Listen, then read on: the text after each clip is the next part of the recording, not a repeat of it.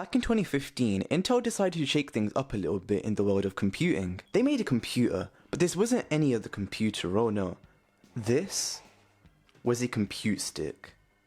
This little guy right here is a full-fledged PC, and it's literally about the size of a freaking Snicker bar. To me, this little compute stick feels like a pretty bold and quirky experiment, but in 2025, does the idea of a full-fledged computer the size of a USB stick still hold up? Well, let's find out. Spoiler alert, it's not so great. So the Intel compute stick is quite interesting to me how computers went from extremely limited but huge room-filling machines to something that can fit in the palm of your hand. Enough of that though, let's actually take a closer look at the device. The compute stick is impressively compact, and like mentioned before, it's roughly the size of a Snickers bar. My specific compute stick came with a quad-core Intel Atom Z3735F. Yikes. Now in the year of 2025, this processor would be considered extremely obsolete and slow. To make matters worse, this only came with 2GB of RAM. And to conclude all that, it comes with 32GB of eMMC storage. Yay. Now by the looks of it, Intel had shipped these compute sticks out with Windows, but apparently you had the option to buy one with Ubuntu installed. Now my model of compute stick would have cost $150. Adjusted for inflation in the year of 2025, this thing would have cost you nearly $200, and that is pretty awful for those specifications, guys. As for ports, on this side we've got one USB 2 port and the power port. Now I'm pretty sure that power port is micro USB. Now just keep in mind the compute stick has to be powered externally, so it does not contain a battery of some sorts. At the top we've got this male HDMI connector, so you'd essentially just plug this at the back of your monitor/TV. It pretty much just looks like any other USB connected to something. And on the other side we've got a micro SD card slot. I nearly forgot, but that's the power button right there. Now that we've got the technical bit out of the way, you're probably wondering, who was the Intel compute stick made for? It was mainly targeted to people who were looking for an affordable compact computing solution, pretty much while prioritizing portability. Now two areas that I definitely see the Intel compute stick being used in is within the home entertainment and business situations. As for home entertainment, people could turn these things into mini media centers or fire sticks, and little YouTube machines as well. It was great for non-smart TVs. As for business though, let's say you're on a flight to the UK and you've got a business meeting to attend, but you don't have a laptop, but you have the compute stick. So you write up and do whatever you need to do on it, and then you store it safely in a pocket or a suitcase. And then you fly to the UK, and then you get stabbed, and then you die. Besides that though, let's actually boot this thing up and tinker around with it. Alright, so we're hopping into a fresh install of Windows 10. Let me go ahead and power this thing up. Okay, that BIOS logo is very ugly. I think they went into Microsoft Paint and then they wrote Intel Compute Stick and they left the Arial font in. Come on Intel, you could have put the Intel logo at least on there. Surprisingly, there's a F7 to update BIOS setting. I wonder if that requires you to connect to the internet and then it just updates the BIOS from there. That'd be pretty interesting. Okay, just a moment. I'll go ahead with these settings, they're perfectly fine. Go ahead and press next. Why did my PC restart? There's a problem that's keeping us from getting your PC ready to use, but we think an update will help get things working again. Okay, well that's pretty odd. I'll go ahead and connect to the Wi-Fi and let's see if that helps with anything. Okay, I think we're in. Hi there, I'm Cortana, and I'm here to help. Oh god, I hate this setup so much. A little sign in here, a touch of Wi-Fi there, and Oh. your PC ready for all you plan. Oh, it's so cringy. Oh. You can use your voice or the keyboard along the way. Yeah, And if you'd like me to stay quiet- okay. Alright, I'm gonna mute it because I absolutely hate her voice. It's really, really annoying. Of course, this is a fresh install of Windows, so I'm gonna have to set it up. I'm okay with the United States. And now we can go look for updates. Yay, I love updates. Alright, let's accept the license agreement. Okay, well here's the funny bit. I do not want to sign in with my Microsoft account. If I go ahead and press offline account, just give it a sec. This is really funny. Sign in to enjoy the full range of Microsoft apps and services, which is something I do not want to do. It says limited experience. Not having a Microsoft account doesn't restrict most Windows features. Oh, not the important ones. Alright, well let's press the limited experience button. Oh god. Or even better, use an online account. They're literally begging you at this point. Or even better, use an online account. Like, come on Microsoft. Alright, who's going to use this PC? I'll name it Compute Stick. Make Cortana your personal assistant. Hey look, that's me, Cortana. Can I have permission to use the info? I need to do my best work. No, you're literally the most useless feature on Windows. No thank you, I'll skip. Here's my favorite panel. It's literally just full of random crap, like involving ads and like, it literally just gives you the option to send data to Microsoft or not. It's very, very annoying to uncheck all these anytime I set up a Windows computer. Almost done now. We just need to get a few more things polished up for you and Windows will be all yours. Okay, well this step of the process takes like 15 minutes, so I'll be back. Okay, let's start and we're in. Okay, this version of Windows looks very old and I can tell that by the wallpaper. I'm quite sure they updated the wallpaper in the newest version of Windows 10. Alright, so the first thing I want to do is check the Windows version because this seems pretty old. Alright, let's go ahead and type in WinVer into the Run menu. Alright, well WinVer is already reporting that this is Microsoft version 1709. And we've got a copyright date of 2017. This update, this version of Windows 10 is from 2017. That was nearly 8 years ago. Keep in mind the Intel Compute Stick released in 2015. So this only got about 2 years of software support before the storage ran out. This leads me on to a pretty important topic. A lot of these older Intel Atom / Celeron / Pentium PCs with like 32GB of storage tend to run these older versions of Windows. And that's due to their paltry 32GB of storage. Well, majority of them come with 32GB of storage. This is pretty obvious, but update after update, Windows installs get bigger, which pretty much means that these older devices with these low storage amounts don't get these updates, and so they stay on older versions of operating systems like these. I mean, I've seen it on my old Acer laptop. It's pretty much an e-waste laptop, but it's got a Celeron processor and 32GB of eMMC storage, and it's stuck on Windows 18.05. Okay, well the first thing I want to do on this Intel Compute Stick is try out a bit of gaming, which is something the Intel Atom is definitely not going to be great at. You know what, right before we do that, let's take a look at Task Manager, and we can see our poor puny Intel Atom. We've got a very low 2GB of DDR3 memory, and we've got a 32GB of Kingston eMMC storage. Okay, well let's head back into gaming. This version of Microsoft Edge, God, I have not seen this version of Microsoft Edge in ages. This is very old. I assume a lot of websites probably won't run, so I'm going to go ahead and install Firefox. Alright, let's press yes. Alright, and we'll let it install. That took quite a bit of time. I'm pretty sure that took like 5 minutes, but now that we've got Firefox installed, we can access a lot more modern websites. Okay, so for gaming, let's go ahead and install Minecraft 1.21. I unfortunately don't think Minecraft favors older hardware, mainly because it's Java. I'm not sure, but I've not had great experiences, especially with like Sandy Bridge processors and basically any old iGPU. Okay, so I'm just downloading the Minecraft launcher, and for some reason the Wi-Fi is very slow. It seems to be averaging around 350 to 400 kilobytes per second, which is pretty bad. I'm not sure why that is. It could possibly be because of the fact that I'm on the other side of the house, but I'm averaging okay speeds on my phone. I guess the Compute Stick doesn't have great networking, or it's just not receiving enough signal. Okay, I think it's done. Yeah, there we go. Alright, I hope it doesn't chuck an error about the old Windows version because that'd be very annoying. Oh no, oh god, it wants to update Windows. I really do not want to update Windows on this. I don't think it's gonna install. Okay, I don't think, yeah, it just launched the Windows 10 update assistant. No thank you, I do not want to do this. Get out. Well, okay, well I'm gonna have to find a different launcher because this launcher is pretty new and I think it requires new Windows. Alright, let's use the Windows 7/8 installer. I think that might work. Okay, that looks a lot more promising. Yeah, this is the installer that we want, the OG installer. Okay, and it's done already.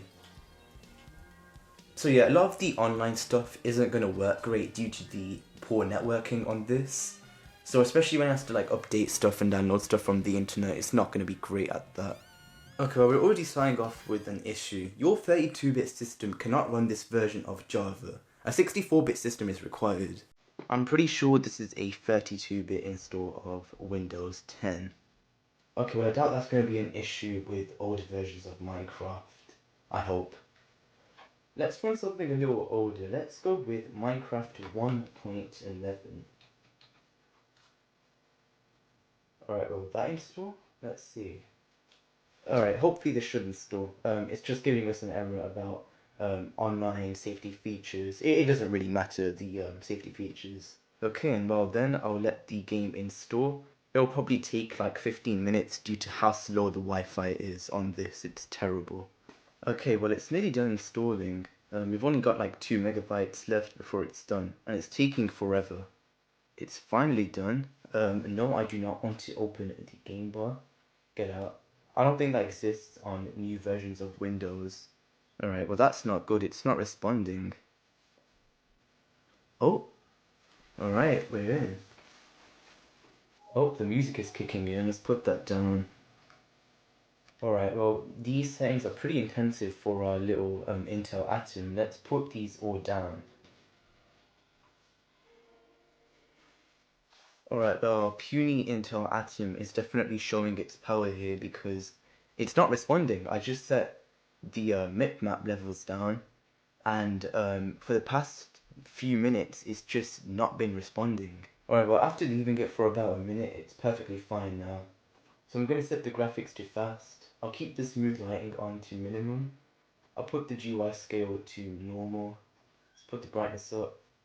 Let's use decreased particles. And let's set our render distance to 4 chunks. Now let's create a new world. And let's go ahead and start. Okay, well that took a full 2 minutes. But we're finally in. Alright, well I mean the game's lagging already. I say it's playable because it's not stuttering. But it's dipping in frames quite a lot. So funnily enough, these come with Intel HD 4000 graphics. Correct me if I'm wrong, but those integrated graphics aren't actually too bad. Yeah, it doesn't show on Minecraft, but it just says Intel HD graphics. I'd assume they're the 4000 graphics. But yeah, we're playing at around 20 to 30 FPS. Definitely not the greatest. So whenever it has to create new chunks, it seems to lag loads. Like, it's dipping in frames, but like, whenever I'm going around places where chunks have already been made, it's perfectly fine. Wow, okay. That's really weird. The textures are just gone. But there's pigs there going. Oh, now they're back. Alright, well now that I think of it, it's not playable. 20 FPS. Oh, 15 FPS. 15 FPS, that's not great. Yeah, I would not class this as playable. No, not at all. This is terrible. Don't you think? Yeah, he knows. He's walking away from the Intel Atom because he knows it's dog crap. You guys are probably screaming, how are the temps? So, believe it or not, this thing has a fan. It is a very tiny fan, it's very cute, and it's very loud. Well, you can't hear it on the mic. Oh god. 4 FPS. Oh. Oh! Yeah, you can't hear it on the camera, on the microphone, but I can hear it. It's a very high-pitched noise. It's like a fly, basically. Let me go ahead. I can't check the actual temperatures because I don't have the appropriate software for that. But I'm just going to go and put my hand behind the monitor where the compute stick is. And my god, it is very warm. I've definitely had worse experience with temperatures on these Intel Atom machines, but this thing has a fan, so I guess it's drawing its heat out somewhere. I don't want to leave Minecraft just there though. Let's go ahead and build a house with our 20 FPS gameplay. Alright, let's make something really quick.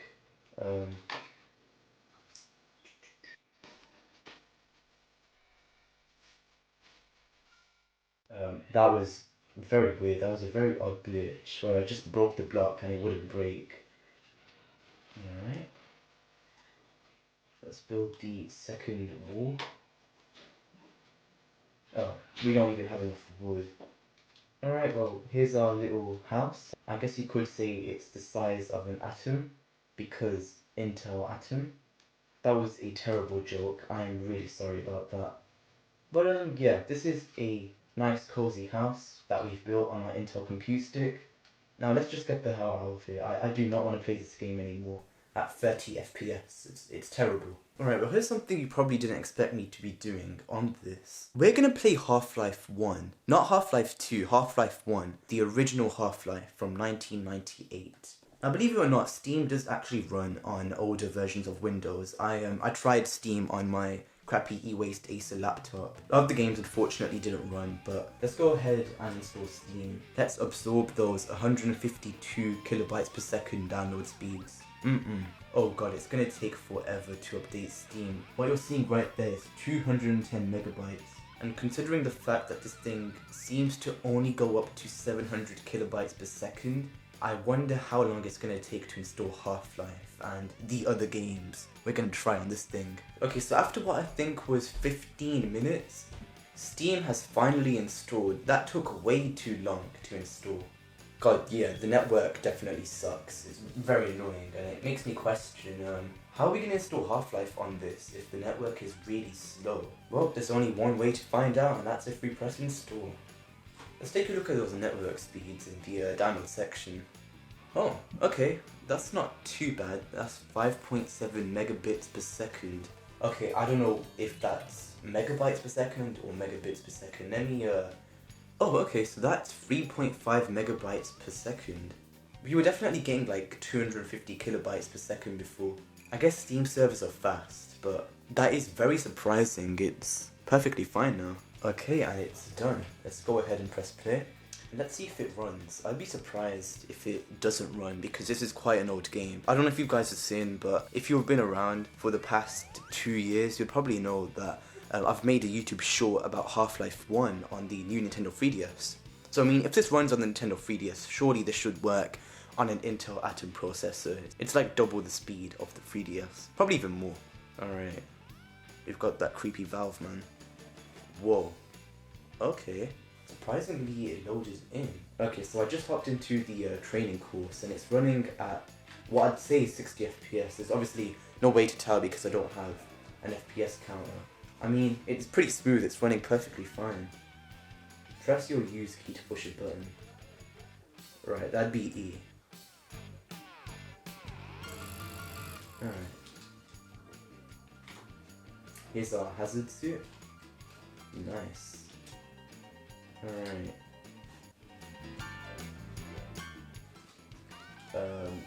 Where am I meant to go? Okay, if I'm gonna be honest, I've literally never played Half-Life 1 before, so I don't know where I'm going. I'm just skimming around, but I mean, yeah, it's running perfectly fine. I'm not experiencing any stutters whatsoever, and like Minecraft, it's running at a solid 60 FPS. And that's great, that's amazing. Yup, you too. And you're just gonna stare at me. Okay. Okay, so far as our next game, let's try out something a little more modern, a little more graphically intensive, and a lot more fun, and a game that I know my way around. Trackmania Nations Forever. Right, let's go ahead and get that downloaded. Okay, and it's done. So we have to hop into Trackmania Nations Forever settings because we need to take the settings down a little bit. Trackmania on max settings on my main computer seems to lag a little bit too as well, surprisingly. I think we have to download Direct Play because it relies on that library. Yeah, alright, let's install that. Let's set these all the way down. I'll keep the shadows to medium. I'll use PC1. I'll use high texture quality because the game looks like absolute dog crap without the texture quality set to high. I use fastest geometry details. So you can see it's asking us to create an account. You don't have to make an account with Trackmania Nations Forever. You can play offline. Yeah, compute stick, that's alright. Oh, I thought it crashed for a sec. Alright, let's hop into the first race. And let's see how that performs on this little compute stick. And I just dropped my mouse. Alright, so it's a little teary. It's tearing a little bit. But the game's running perfectly fine. Yeah. Alright. Well, of course, don't be surprised because this is quite an old game. This is a game from 2009. So it'd run on pretty much anything. But it's tearing quite a lot. Alright.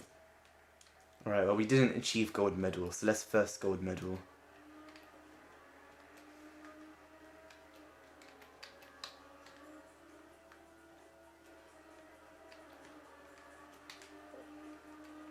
Alright, well we beat my old record already.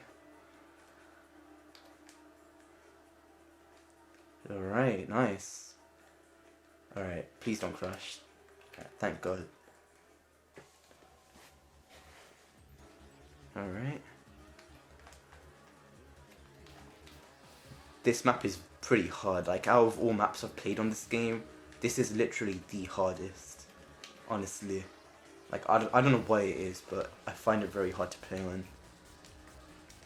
I still made it though. Okay, and we're done. Let's get out of Trackmania. Okay, and so for our last test, we're going to try out some YouTube. So let's hop into the YouTube website, and I mean, already, it's very slow at loading. You can do it. You can load the textures. Yeah, did I just say textures? I mean icons. But that wasn't so bad, but it was definitely on the slow end. Alright, let's go ahead and check out a Waffle TM video. Oh god, it is very slow. Ooh. Alright, let's check out my MacBook Air video. Ooh. Okay, let's put my volume up.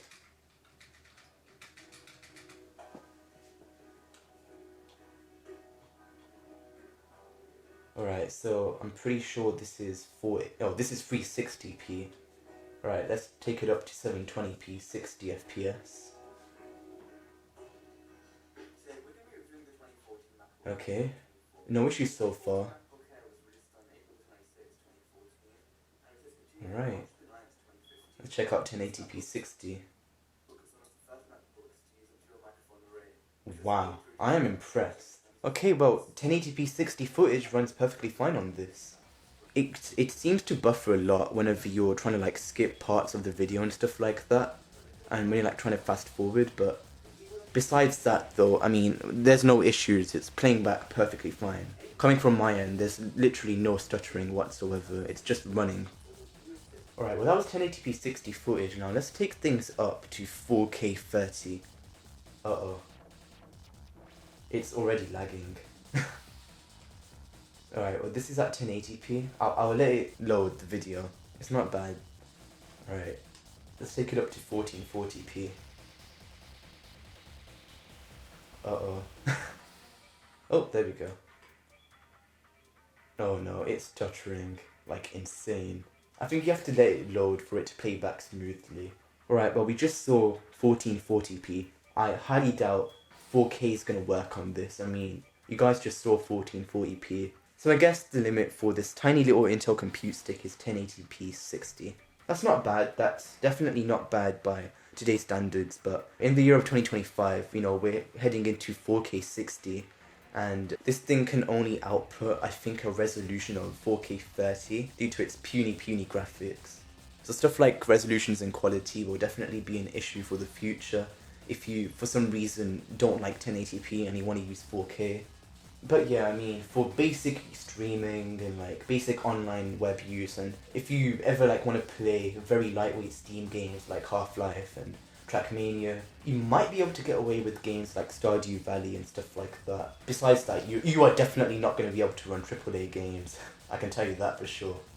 But yeah, it's definitely a great device for web use, video streaming, lightweight gaming, or maybe sometimes you just need a Windows computer to do simple things.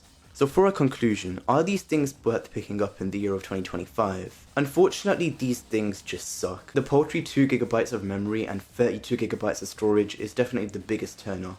For stuff like web browsing, I guess it's okay, but you're probably not going to be able to get away with anything more than like 4 tabs, especially considering the fact that Chromium-based web browsers are memory hogs. But if you have one of these lying around and you want to put some use into them, definitely check out Linux and install a distro on these. They pretty much kick new life into these old little underpowered machines, or little stick PCs. I'll do a teardown video, but apparently it's pretty complex to get inside, and unfortunately I don't really have enough time to do that. But besides that though, I guess it's all down to personal opinion, but me personally, I just do not recommend picking up one of these. Rest in peace, Intel Compute Stick. If you liked what you saw there, definitely consider subscribing and liking the video.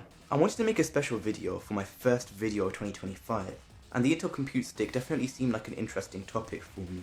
And I hope it was interesting for you guys. Now that we're in 2025, I'm definitely going to try and keep up with the videos, and I will not be taking several months breaks, unlike 2024. I'll keep you guys up to date with any updates for my channel and stuff like that, and I'll definitely be uploading another video by March. So I'll see you guys in my next video.